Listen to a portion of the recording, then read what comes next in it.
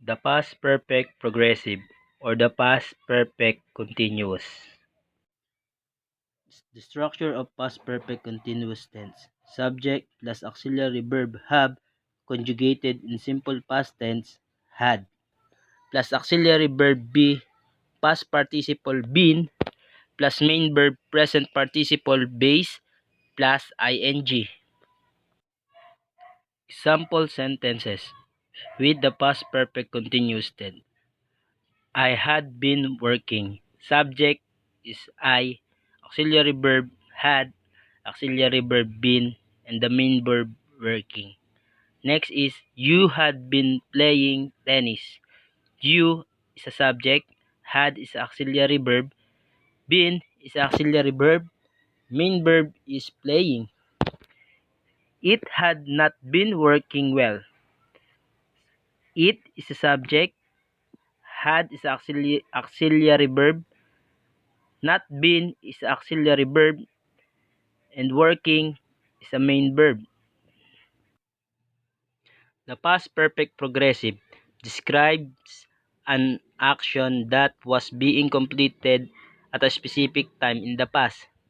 Requires the present participle plus the helping verb had been to form the past perfect progressive tense. Examples: we had been reviewing the software.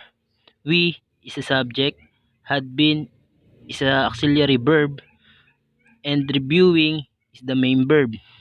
Next is she had been representing our department at software evaluation meetings.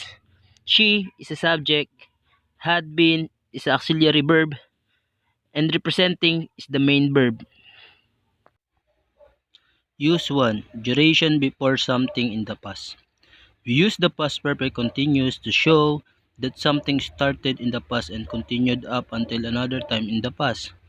For 5 minutes and for 2 weeks are both durations which can be used with the past perfect continuous. Notice that this is related to the present perfect continuous. However, duration does not continue until now. It stopped before something else in the past. Example, they had been talking for over an hour before Tony arrived. She had been working at that company for 3 years when it went out of the business. Used to, cause of something in the past. Using the past perfect continuous before another action in the past is a good way to show cause and effect. Example, Jason was tired because he had been jogging. Next is, Sam gained weight because he had been overeating. The last example is Betty failed the final test because she had not been attending class. Past continuous versus the past perfect continuous. If you do not include a duration such as for 5 minutes, for 2 weeks, or since Friday, many English speakers choose to use past continuous rather than the past perfect continuous. Be careful because can change the meaning of the sentence. Past continuous emphasizes interrupted actions, whereas past perfect continuous emphasize a duration of times before something in the past.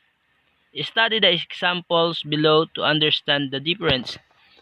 He was tired because he was exercising so hard.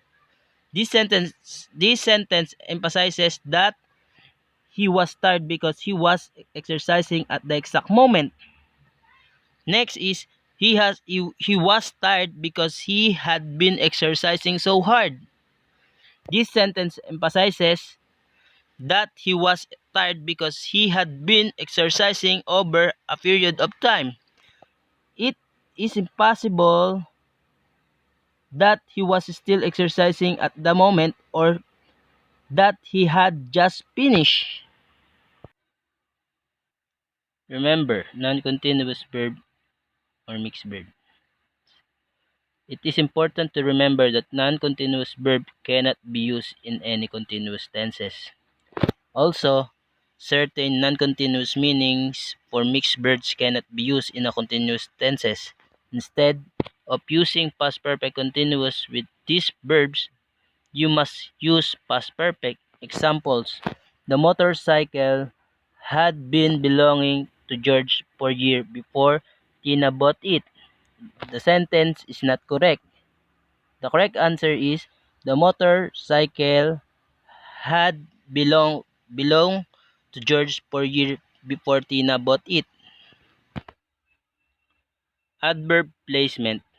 The example below show the placement for grammar adverbs such as always, only, never, ever, still, just, or etc. Examples: you had only been waiting there for a few minutes when she arrived. The adverb placement is only. The next is had you only been waiting there for a few minutes when she arrived. The adverb placement is only. That's all, guys. Thank you for watching and thank you for listening to my topic, the past perfect progressive or the past perfect continuous. Thank you, guys.